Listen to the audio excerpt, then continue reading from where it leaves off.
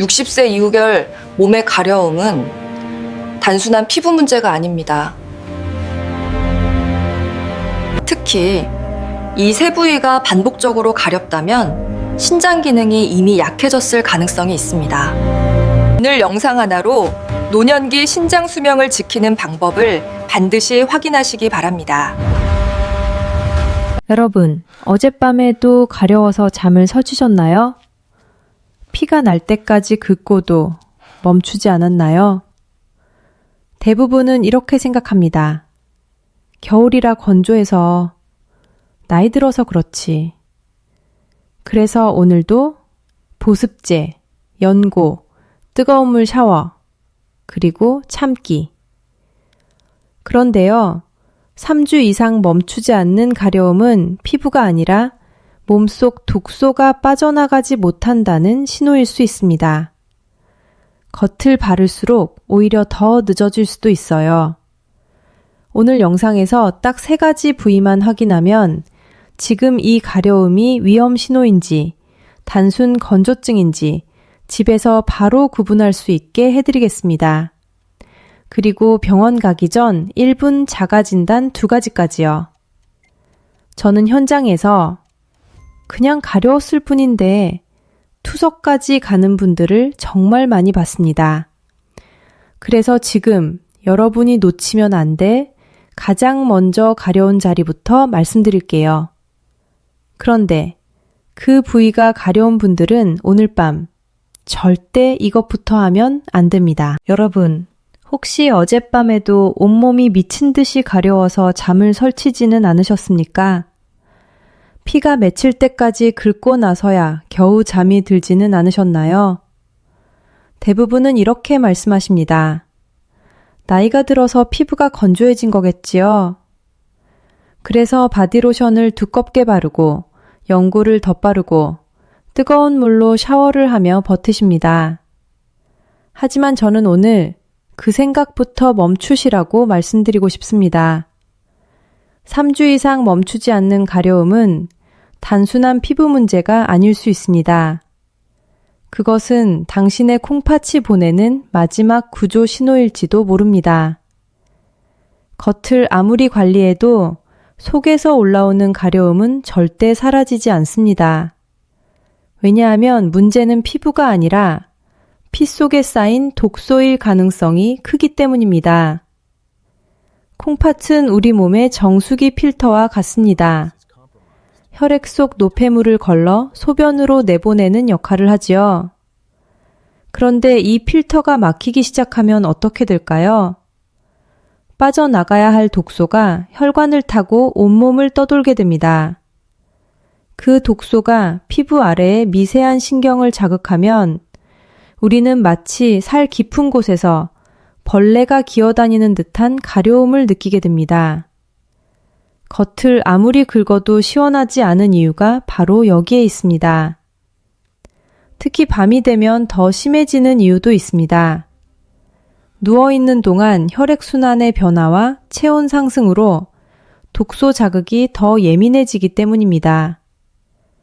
낮에는 괜찮은데 밤만 되면 미칠 것 같다는 말. 저는 진료실에서 정말 수도 없이 들었습니다. 더 무서운 사실은 많은 분들이 이 신호를 몇 달, 심지어 몇 년씩 무시하다가 만성 신부전 말기라는 진단을 받는다는 점입니다. 단순히 가려웠을 뿐인데 이미 콩팥 기능이 70%, 80% 이상 망가진 상태로 발견되는 경우가 적지 않습니다. 그 순간 가족들의 얼굴이 떠오르며 무너져 내리는 모습을 저는 너무도 많이 보았습니다. 그래서 오늘 저는 단순한 피부 관리법이 아니라 생명을 지키는 이야기를 하려고 합니다.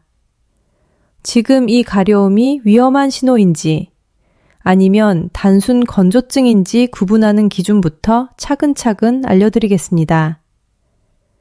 우선 독소가 쌓이기 시작하면 가장 먼저 반응하는 부위가 있습니다. 많은 분들이 전혀 의심하지 않는 곳입니다. 그곳이 가렵다면 절대 그냥 넘기셔서는 안 됩니다. 지금부터 그 첫 번째 위험 부위를 말씀드리겠습니다. 겉을 아무리 긁어도 시원하지 않고 오히려 살이 뜯겨나가는 듯한 통증만 남는다면 이미 번지수를 잘못 찾으신 겁니다. 문제는 피부 바깥이 아니라 피부 아래, 더 깊은 곳에 있기 때문입니다. 의학적으로 쉽게 말씀드리면 이렇습니다. 콩팥은 혈액 속 노폐물을 걸러내는 아주 정교한 필터입니다. 그런데 이 필터가 제 기능을 하지 못하면 소변으로 배출되어야 할 요독 물질이 혈관을 타고 다시 온몸을 떠돌게 됩니다. 이것을 요독이라고 합니다. 이 요독이 피부 아래의 감각신경을 직접 자극하면 우리는 마치 뼈 속에서 불개미가 기어다니는 듯한 가려움을 느끼게 됩니다. 하지만 진짜 공포는 여기서 끝이 아닙니다. 콩팥이 망가지면 우리 몸은 인이라는 물질을 제대로 배출하지 못합니다. 혈액 속 인 농도가 올라가면 몸은 균형을 맞추기 위해 뼈에서 칼슘을 억지로 끌어옵니다. 그리고 혈액 속에서 인과 칼슘이 만나면 아주 미세하고 단단한 결정체를 만듭니다. 저는 환자분들께 이것을 눈에 보이지 않는 유리조각이라고 설명드립니다. 이 미세한 결정들이 혈관을 타고 흐르다가 피부 근처에 신경에 달라붙으면 신경을 날카롭게 찌르는 듯한 통증과 가려움을 만들어냅니다. 그래서 아무리 긁어도 시원하지 않습니다. 겉을 긁는다고 해서 신경에 붙어있는 유리조각이 떨어질 리가 없기 때문입니다. 여기에 더해 최근 연구에서는 만성 신부전 환자에게서 염증 물질과 히스타민 분비가 증가하여 가려움 수용체가 과민해진다는 사실도 확인되고 있습니다. 즉, 단순히 독소만의 문제가 아니라 신경 자체가 예민해진 상태입니다. 그래서 작은 자극에도 불이 붙듯 가려움이 폭발합니다. 이것은 단순한 피부병이 아닙니다. 집에 불이 났는데 화재 경보기 소리만 끄고 있는 것과 같습니다. 경보기는 시끄럽지만 진짜 문제는 집 안에서 번지고 있는 불입니다. 가려움은 경보기입니다. 불은 콩팥입니다. 그리고 이 독소들은 아무 곳에나 쌓이지 않습니다. 무게가 있고 중력의 영향을 받습니다. 그래서 우리 몸에서 가장 아래쪽부터 반응이 나타나는 경우가 많습니다. 그 첫 번째 경고 부위가 바로 정강이입니다. 지금 여러분의 정강이는 안전하십니까? 작년 겨울 제 진료실에 65세 박 선생님이 찾아오셨습니다. 평생을 경비원으로 성실하게 일하신 분이었습니다. 밤샘 근무를 마치고 아침에 집에 돌아오면 다리가 퉁퉁 붓고 특히 정강이가 미친 듯이 가려웠다고 하셨습니다. 겨울이라 건조해서 그렇겠지요. 그 말씀을 하시며 웃으셨지만 바지를 걷어올린 순간 저는 말을 잇지 못했습니다. 정강이 내복에 피가 말라붙어 있었고 긁은 자국이 겹겹이 남아 있었습니다. 많은 분들이 정강이 가려움을 단순한 건조증이나 혈액순환 문제로 생각하십니다. 하지만 콩팥 기능이 떨어지면 소변으로 빠져나가지 못한 수분과 노폐물이 몸 안에 고이게 됩니다. 우리는 대부분 서 있거나 앉아 생활하지요. 그러면 이 무거운 독소와 수분은 중력을 타고 아래로 내려갑니다. 그래서 독소가 가장 먼저 고이는 자리, 바로 정강이입니다. 정강이 뼈 위의 피부는 얇고 신경이 예민합니다. 그 아래에 요독과 수분이 쌓이면 신경을 자극해 참기 힘든 가려움을 유발합니다.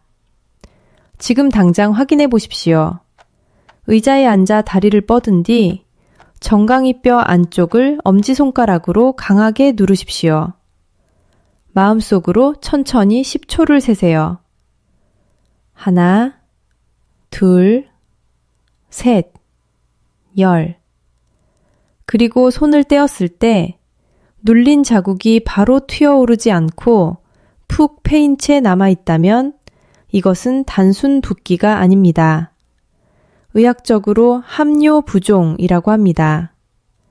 콩팥이 수분을 제대로 걸러내지 못해 피부 아래에 물이 고여 있다는 신호입니다. 박 선생님의 경우 그 자국이 10분 넘게 사라지지 않았습니다. 검사 결과는 충격적이었습니다. 콩팥 기능이 이미 80% 이상 저하된 상태였습니다. 피 속 요독 수치는 위험 수준이었고 당장 투석을 고려해야 할 상황이었습니다. 여러분, 정강이는 우리 몸이 보내는 가장 솔직한 경고판입니다. 양말 자국이 저녁까지 선명하게 남아있거나 정강이를 눌렀을 때 살이 물먹은 스펀지처럼 회복되지 않는다면 절대 그냥 넘기지 마십시오. 가려움은 피부의 문제가 아니라 콩팥이 익사 직전이라는 구조 신호일 수 있습니다. 그리고 독소가 아래로 가라앉는 자리만 위험한 것이 아닙니다.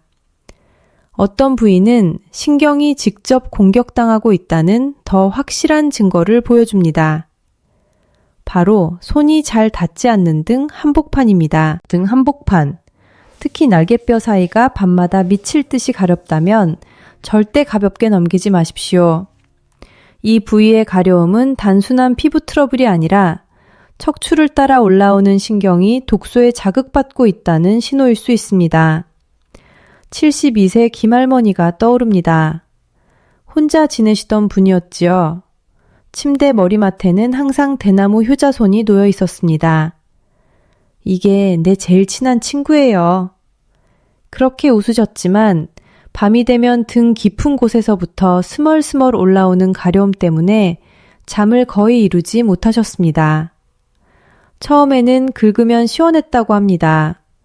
그런데 시간이 지날수록 아무리 세게 긁어도 가려움은 멈추지 않았습니다. 피부에는 발진도, 두드러기도 없었습니다. 그런데도 뼈 안쪽에서 불이 붙는 것 같다고 하셨습니다. 어느 날 고열과 오한으로 응급실에 실려오셨습니다. 등을 확인하는 순간 저는 숨이 멎는 줄 알았습니다. 효자손에 반복적으로 긁힌 상처 사이로 세균이 침투해 등 전체가 심하게 부어 있었고 감염이 혈액으로 번져 폐혈증 직전 상태였습니다. 왜 이런 일이 벌어질까요? 콩팥 기능이 떨어지면 혈액 속 인, 과 염증 물질이 증가하면서 감각신경이 과민해집니다. 특히 척추 주변은 신경이 집중된 부위입니다. 피부 겉에는 이상이 없어도 신경이 직접 자극을 받으면 깊은 곳에서부터 가려움이 시작됩니다. 그래서 겉을 긁어도 해결되지 않습니다. 오히려 상처만 남습니다. 더 큰 문제는 콩팥이 약해진 분들은 면역력도 함께 떨어진다는 점입니다. 그래서 저 하나가 봉화지겸, 심하면 폐혈증으로 이어질 수 있습니다. 특히 혼자 사시는 어르신들은 등을 확인해 줄 사람이 없습니다. 벽 모서리나 문틀에 등을 비비는 습관, 효자손으로 세게 긁는 습관, 이것이 등을 망가뜨리고 세균을 밀어넣는 통로가 됩니다. 오늘부터는 도구로 등을 긁지 마십시오. 미지근한 물수건으로 부드럽게 닦아내고 가능하다면 혈액검사로인 수치와 콩팥 기능을 확인하십시오.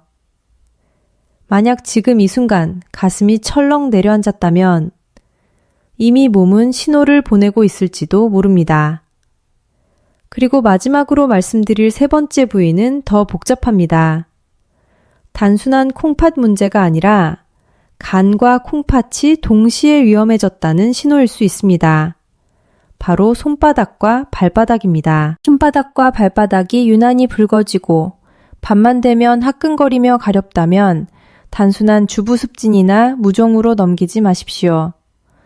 이 부위의 변화는 간과 콩팥이 동시에 무너지고 있다는 경고일 수 있습니다. 60세 이 여사님은 작은 식당을 운영하시며 평생을 물과 세제 속에서 사신 분이었습니다. 어느 날부터 손바닥이 점점 붉어지고 밤에 이불 속에 들어가면 손발에서 불이 나는 듯한 가려움이 시작되었습니다. 세제가 독해서 그렇겠지요 하시며 장갑을 두 겹으로 끼고 몸에 좋다는 건강식품과 약주를 챙겨 드셨습니다. 그러나 어느 날 아침 소변이 거의 나오지 않는 상태로 응급실에 오셨습니다. 진단은 간신증후군. 간 기능이 급격히 나빠지면서 그 여파로 콩팥 혈류가 줄어들어 소변 생성이 멈추는 무서운 상황이었습니다. 간과 콩팥은 해독을 담당하는 형제와 같은 장기입니다. 검증되지 않은 약재, 과도한 건강보조식품, 잦은 음주는 먼저 간을 지치게 합니다. 해독되지 못한 독성 물질이 혈관을 타고 콩팥으로 몰리면 콩팥 혈관은 스스로를 보호하려고 수축합니다. 그 결과 소변이 줄고 독소는 더 쌓이게 됩니다. 이때 나타나는 특징적인 신호가 바로 손바닥 홍방과 자열감입니다. 건강한 손바닥은 옅은 분홍빛이지만 간과 콩팥이 동시에 부담을 받으면 가장자리부터 붉게 변합니다.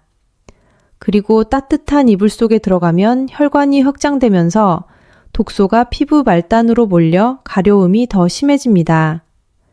그래서 밤에 특히 괴로운 것입니다. 많은 분들이 손발이 차가우면 문제라고 생각하지만 갑자기 뜨겁고 화끈거리며 가려운 것은 더 위험한 신호일 수 있습니다. 만약 최근 손바닥이 붉어지고 밤마다 손발이 타는 듯 가렵다면 당장 술과 모든 건강보조식품을 중단하십시오. 그리고 간 수치, AST, RT와 콩팥 수치를 함께 확인해야 합니다. 그리고 또 하나, 많은 분들이 땀을 빼면 독소가 빠진다고 믿고 사우나를 찾습니다. 하지만 콩팥이 약해진 상태에서 뜨거운 찜질방은 독소를 빼는 곳이 아니라 콩팥을 멈추게 하는 장소가 될 수 있습니다. 왜 그런지 다음 이야기를 꼭 들어보셔야 합니다. 68세 최 선생님은 등이 가려울 때마다 동네 찜질방을 찾으셨습니다. 땀을 쫙 빼면 독소가 빠져서 시원해진다고 굳게 믿고 계셨지요. 실제로 뜨거운 탕에 몸을 담그고 나오면 잠시 가려움이 덜한 것 같았다고 하셨습니다. 그래서 그날도 평소보다 더 높은 온도에서 1시간을 넘게 땀을 흘리셨습니다. 그런데 나오시다 갑자기 어지러움을 느끼며 쓰러지셨습니다. 병원에 도착했을 때는 이미 급성 심부전 상태였습니다.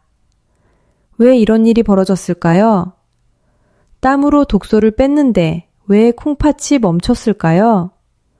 답은 탈수와 혈액 농축에 있습니다. 콩팥은 충분한 혈류가 흘러들어와야 일을 할 수 있는 장기입니다. 그런데 고온 환경에서 과도하게 땀을 흘리면 몸속 수분이 급격히 빠져나갑니다.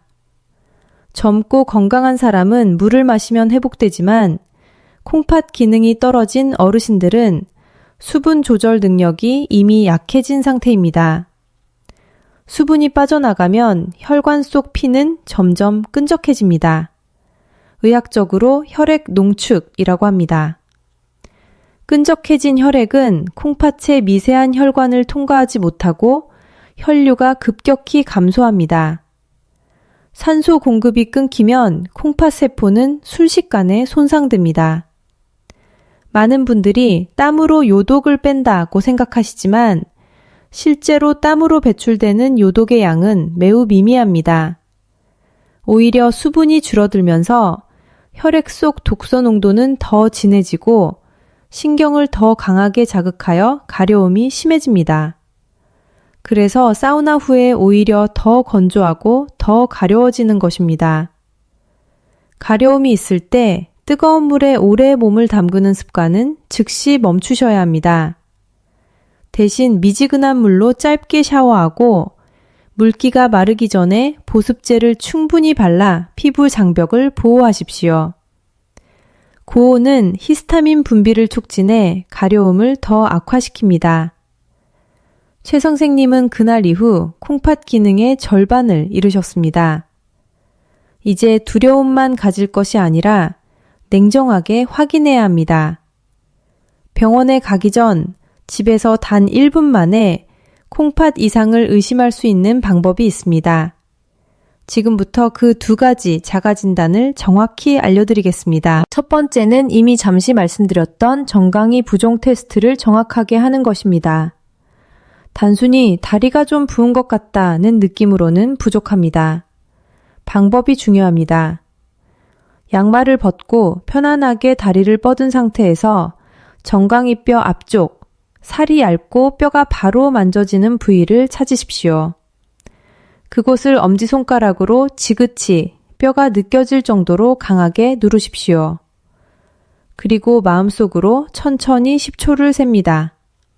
하나, 둘, 셋, 열. 손을 뗐을 때 피부가 즉시 원래대로 튀어오르면 일단은 괜찮습니다. 하지만 자국이 움푹 패인 채로 남아있고 몇 초가 아니라 수십 초 이상 그대로라면 이것은 함뇨 부종입니다. 콩팥이 소변으로 내보내지 못한 수분이 세포 사이에 고여 있다는 뜻입니다. 살이 쪄서 생긴 부종과는 다릅니다. 물을 머금은 스펀지처럼 회복이 느립니다. 두 번째는 화장실에서 확인하는 소변 거품입니다. 소변을 본 뒤 바로 물을 내리지 말고 잠시 관찰하십시오. 줄기가 새서 생긴 거품은 금방 사라집니다.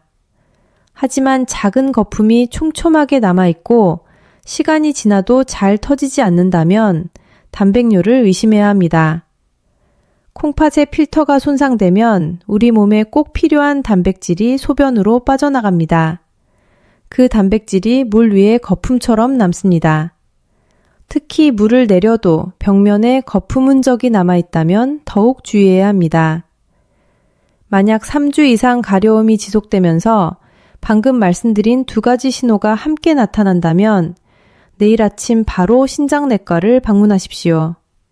그리고 이렇게 말씀하십시오.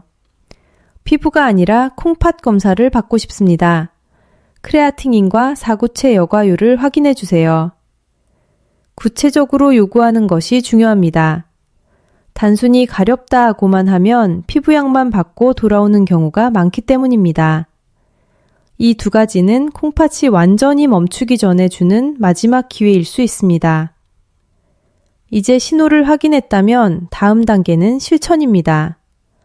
피를 맑게 하고 콩팥 부담을 줄이는 식사 원칙을 말씀드리겠습니다.